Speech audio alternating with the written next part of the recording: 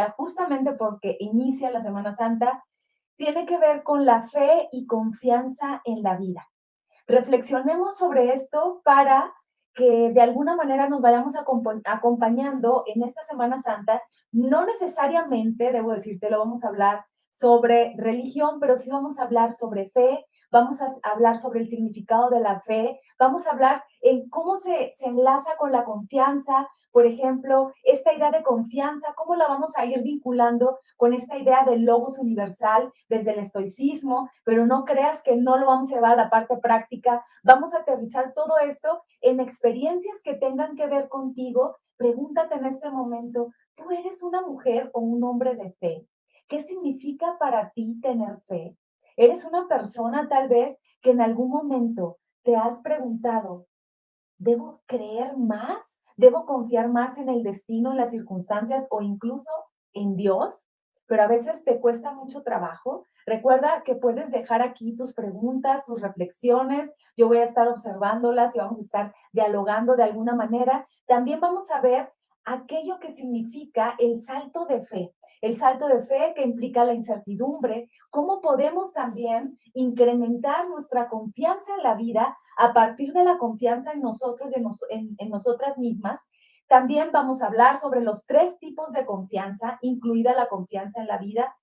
Y vamos a terminar con algo que te quiero compartir sobre cómo tener herramientas para incrementar nuestros niveles de confianza con la vida a partir de los 3 tipos de mente, si le podemos llamar así, que se practica dentro de la terapia transpersonal o dentro de algunas de las terapias transpersonales. Y vamos a terminar, si nos da tiempo, porque ya sabes que luego nos enrolamos en la reflexión, pero si nos da tiempo te voy a compartir una herramienta que es muy práctica y que se llama la película mental. Entonces, empecemos con eso. ¿Eres o no eres una persona de fe?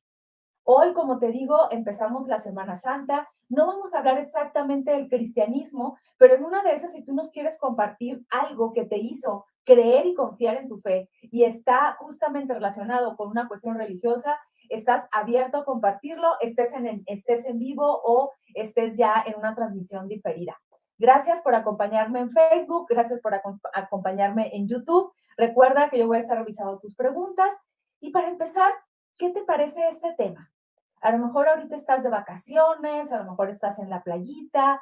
¿Qué, qué te ha pasado a ti, por ejemplo, en algunas circunstancias de tu vida donde has creído que hay alguna circunstancia que te dice esto es posible, aunque tú lo creías muy inverosímil? ¿Cómo? A ver, empecemos por ahí. Y voy a empezar, como siempre, hablándote de por qué para mí ha sido importante este tema. Bueno, yo crecí en una familia muy religiosa, donde incluso tengo tíos que son pastores cristianos, una tía que en algún momento de su vida profesó dentro de un monasterio. Yo misma fui niña del coro de la iglesia. Estuve en un colegio católico durante la mayor parte de mi primaria y mi secundaria. Y resulta que en algún momento de mi vida me cuestioné todo esto y empecé a adentrarme mucho más en la práctica del budismo. Y a partir de eso me di cuenta que toda esa idea que yo tenía de fe no estaba tan vinculada con la idea de fe en el budismo. Eso voy a adentrarme mucho más en un ratito, porque en el budismo hay un contrasentido al respecto de lo que nos dicen en la fe católica o en la fe cristiana. Ahí se habla de una fe ciega. En el budismo se habla de una fe racional, de una fe en la que nosotros podemos estar racionalizando. ¿Cómo podemos llegar a esto? ¿Es una paradoja? ¿Es una fe razonada? ¿Se puede llegar a esto? Bueno, empecemos primero por el significado de la fe y cómo nosotros a veces lo relacionamos con, sobre todo, confianza. Por eso le puse fe y confianza en la vida.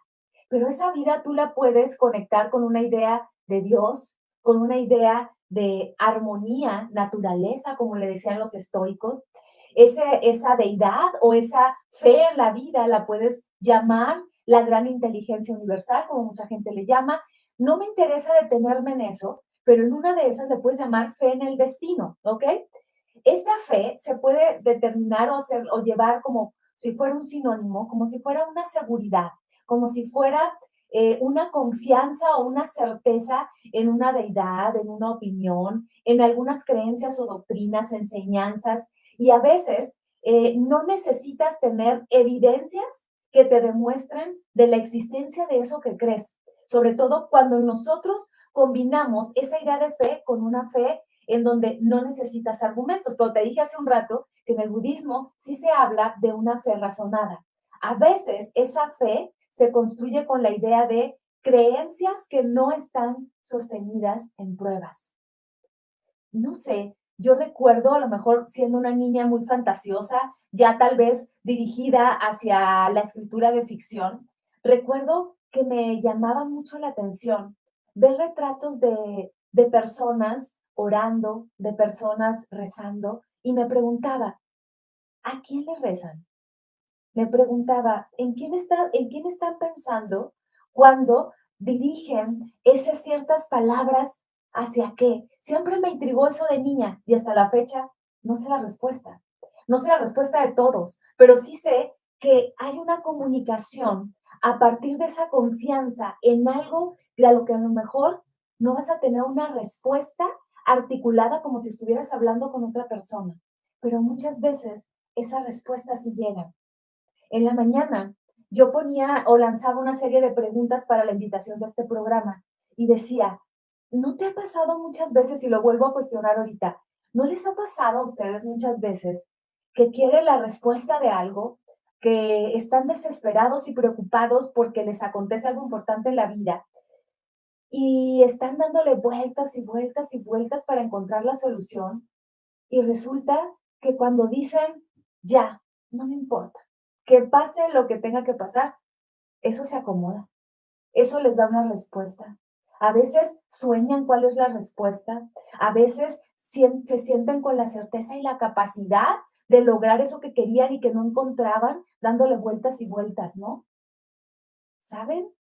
Que algo sucede cuando soltamos esa circunstancia y de pronto permitimos que la vida, que el destino, que Dios, como le quieran llamar, haga su trabajo y armonice junto con nosotros eso de lo que queremos respuesta.